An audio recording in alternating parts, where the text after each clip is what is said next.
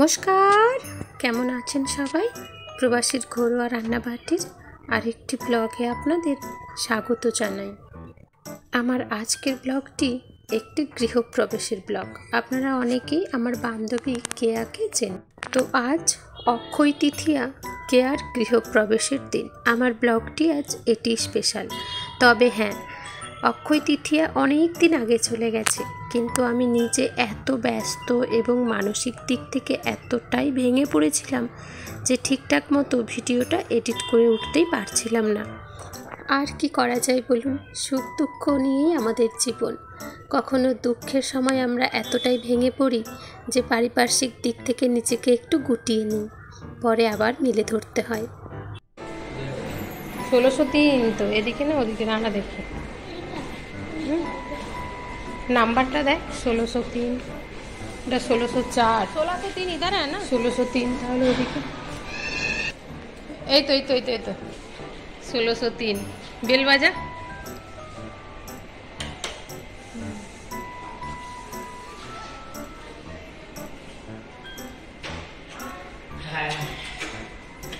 হ্যাঁ আমরা তো হারিয়ে যাচ্ছিলাম, চলে যাচ্ছিলাম তো।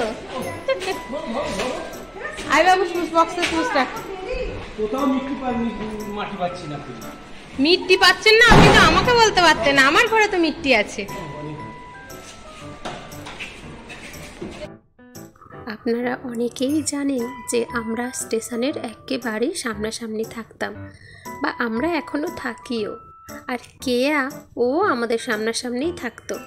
তবে ওর এই নতুন ঘরখানা স্টেশন থেকে অনেকটা ভেতরে, বলতে পারেন শহরের বেশ কিছুটা গ্যাঞ্জাম, ভিড় ভাট্টা, চিল্লামিল্লির থেকে অনেকটাই দূরে, বেশ শান্তিময়।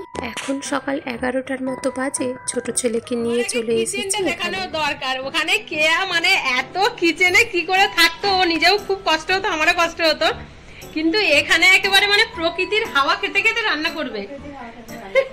প্রচন্ড রোদ, ওদিকে ঝলসে যাচ্ছে, কিন্তু তাও মানে সত্যি মানে কিচেনটা একদম মানে মনের মতো হয়েছে। কে এতদিন কষ্ট করেছিল, কষ্টের হচ্ছে গিয়ে ফল, মানে সবুরের ফল মিঠা হয়। ভালো হয়েছে। এটা তো কিচেন চিমনি লাগিয়েছে। সেই তখন থেকে অটোতে বসে আছি, অটো আর ছাড়ছে না, বলছে না বাড়ির কাজকর্ম সেরেছি, রান্না করেছি, ওনাকে খেতে দিয়েছি, ছেলেদেরকে খেতে দিয়েছি। বড় ছেলের আবার এই 11টা থেকে 4টে পর্যন্ত টিউশন, তাকে ভাত খাইয়ে না পাঠালে হয়? হ্যাঁ, ভালো আছেন বাবু? ঠাম্মিকে প্রণাম করো।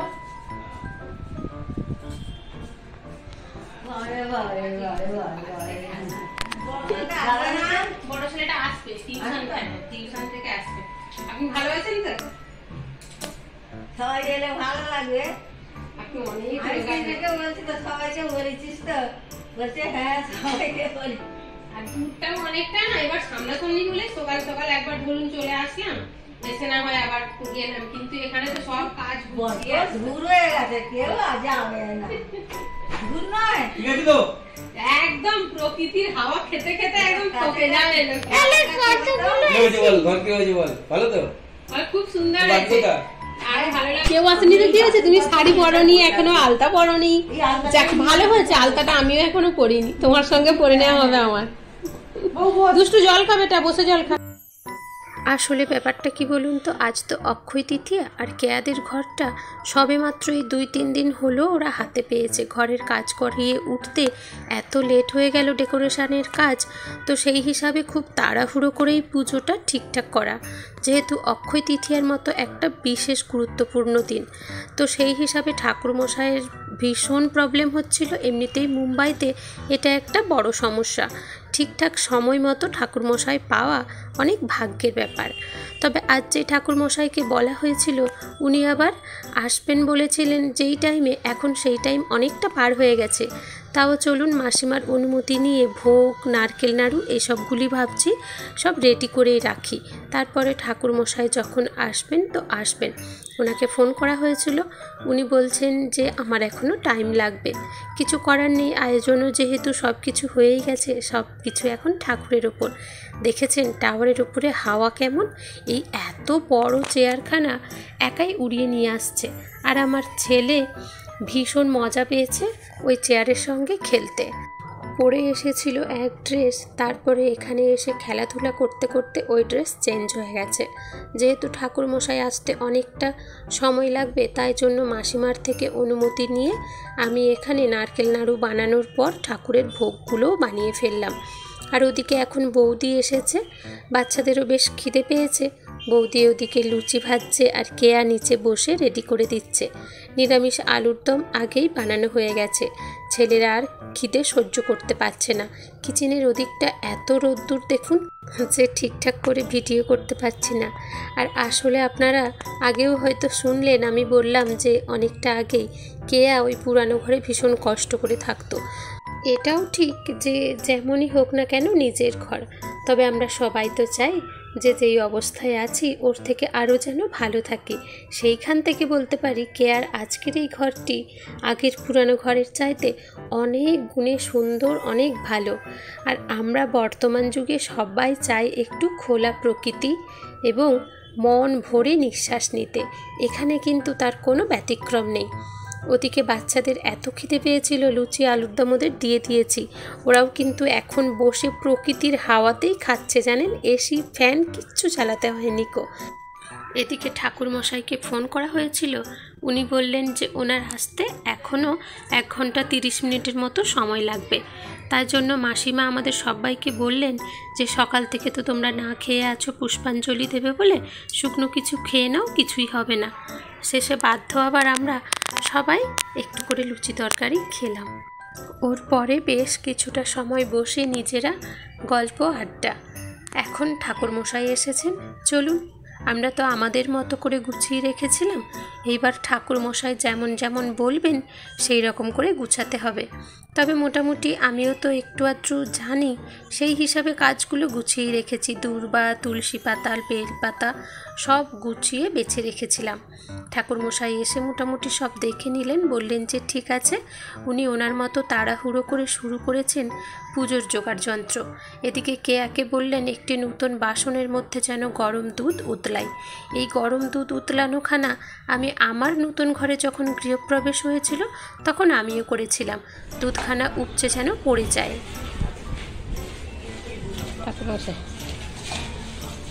আচ্ছা, আদাটা আমি কিসে করব বুঝতে পারছি না।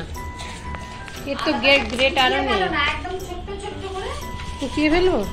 হ্যাঁ, আচ্ছা, বটিটা আমাকে এখানে কুচিয়ে আর একটু খেতে করে দিতে বললো না। বুঝতে পেরেছি, আমি গুঁড়ো করে কুচিয়ে দিচ্ছি, আর খেতে করতেও লাগবে না। বটিটা দাও তো।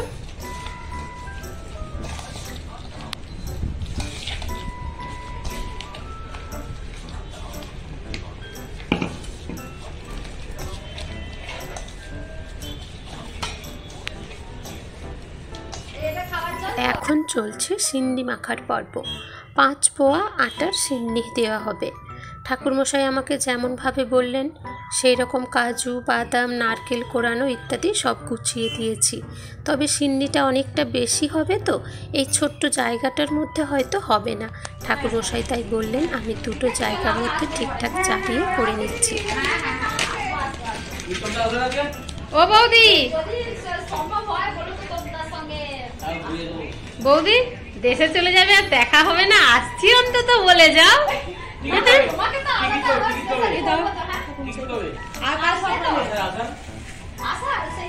বাবা ষষ্ঠী খেয়ে, ষষ্ঠী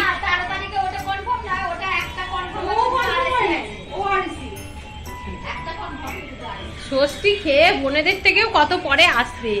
ষষ্ঠী 1 তারিখ। এসো, সাবধানে যাবে দেশে। দেশ থেকে ভালো মন্দ জিনিস নিয়ে আসবে গো। আমার তো জানো মাঠে ঘাটের একটু শাক পাতেই আমি খুশি। তাই নিয়ে আসবে। বৌদি যদি ঠাকুরজির জন্য ঘাস কেটে নিয়ে আসে, ঠাকুরজি তাই খাবে। চলো বাই বাই। এখন মোটামুটি প্রায় সন্ধ্যা হতে চলল। অ্যাকচুয়ালি বৌদিদের ভোরের ট্রেনে আছে দেশে যাওয়ার, তাই জন্য বৌদি ভীষণ ব্যস্ত। বাড়ি গিয়ে এখনও অনেক কাজ বাকি রয়েছে। এদিকে পুজোর মোটামুটি জোগাড় যন্ত্র সব শেষ।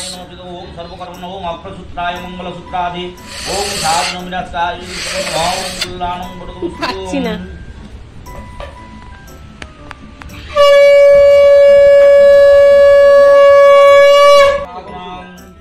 ঠাকুরমশাই এখন পুজোয় বসেছেন। দেখুন না, আমার বড় ছেলে টিউশনে ছিল, টিউশন থেকে এখানে চলে এসেছে। এদিকে মৈনাক রয়েছে, আর আমার 2 ছেলে, কে আর ছেলে মেয়ে, কোনো বাচ্চাগুলোর পাত্তা নেই জানেন।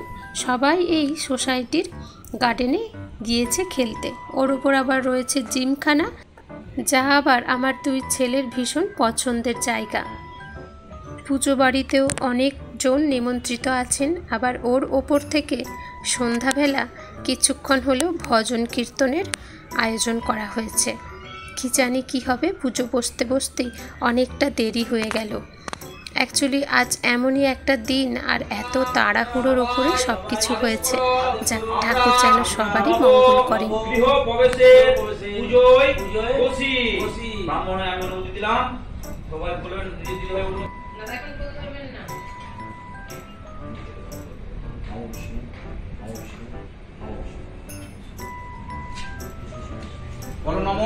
পুষ্পে পুষ্পে মহাপুষ্পে সুপুষ্প পুষ্প সম্ভবে পুষ্প কিন্নে হুংফট স্বাহা। বলো নমো অপবৃত্ত পবিত্রবা সর্ববস্থা গত বিবাহ যশ্বরে কুণ্ডলিকাক্ষম সবাজ্যম অভ্যন্তর সূচি নমো সূচি নমো সূচি নমো সূচি নমো সূচি। নমো নমো আসন আসন অন্তস্য নির্বিষ্ট ঋষি সুতলং ছন্দ কূর্ম দেবতা আসন উপবেশনে বিনিয়োগ পৃথিত্তরা হিতালোকা পঞ্চধারক মাং ভক্তা নিত্যাং পুরুষাসনম। নমো কম্বলাসনায় ওম শিব ভগবান দেবতায় নমঃ। ওম বিরাটকর্ণ দেবতায় নমঃ। ওম বিরাটকর্ণ দেবতায় নমঃ। ওম বিরাটকর্ণ দেবায় শ্রী নমঃ।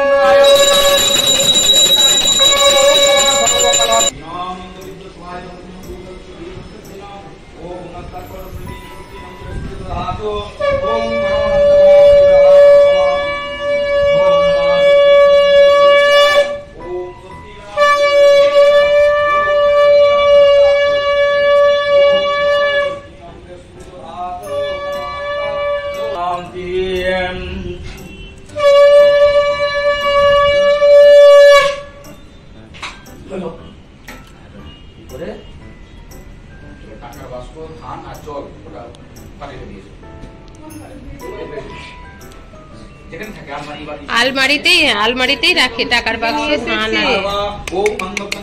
কই গো, কি গো তোমার নাম কি? হ্যাঁ, ও শুধু আরুকেই চেনে, তাই তো?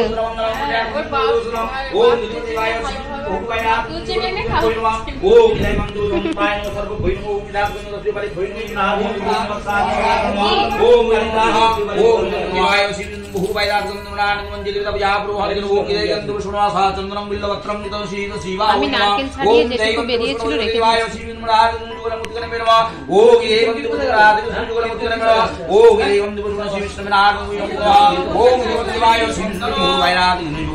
মঙ্গল শুভ মঙ্গল দীর্ঘায়ু মঙ্গল সর্ব রোগ ব্যাধি পীড়া দূরচ্ছেদ কামনায় যথা সম্ভব সাধ্যবিধিক সত্যনারায়ণ বৃন্দমাতা চণ্ডিকা শিবা পূজনং কর্মহং করিষ্যে। অনেক কষ্টে এখন আরুকে একটু সময় পাওয়া গিয়েছে, তবে বাচ্চারা কেউ আসেনি কো। এই গরমের মধ্যে সেই কখন বেরিয়েছে, কি করছে কে জানে বাচ্চারা।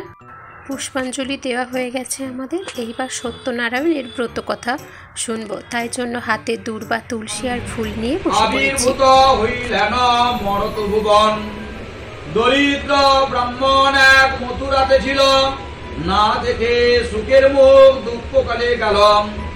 একদা ব্রাহ্মণ এক ভূমিয়া নগর, ভিক্ষা না পাইয়া হইয়া কাতর, তরিতরে বসিল বিষণ্ণ বদনে, রোদন করে কত দুঃখ ভাবি মনে।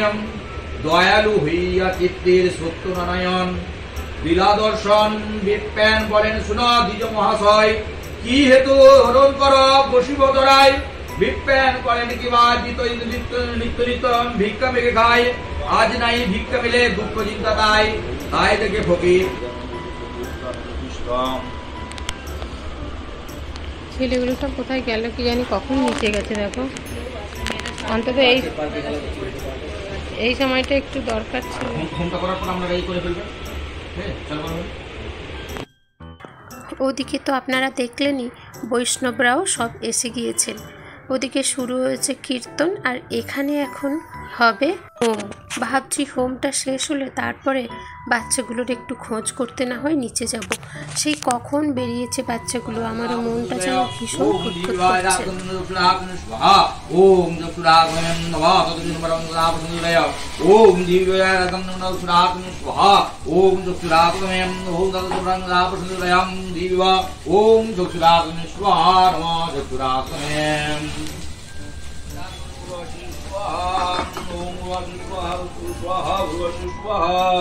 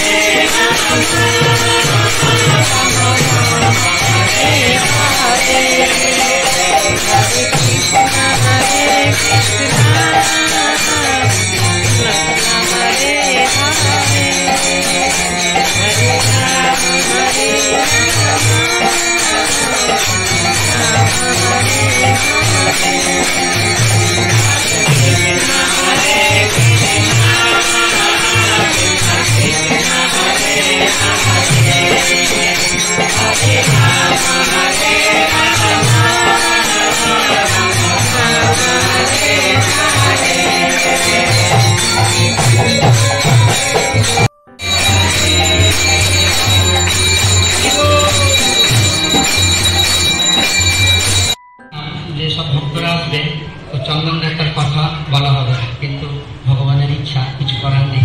ঠিক আছে, তো 10টা বেজে গেছে।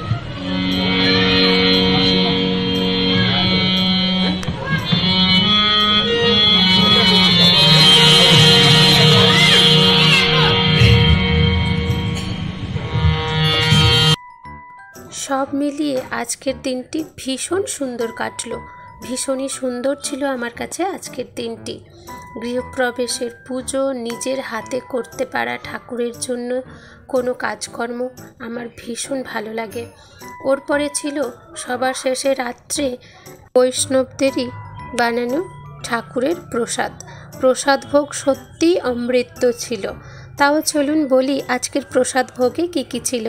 ডাঁটার ডাল ছিল, একটা মিক্সড সবজি ছিল, আর ছিল পনিরের তরকারি পটলের সঙ্গে, চাটনি, পাঁপড়, পায়েস, মিষ্টি ইত্যাদি।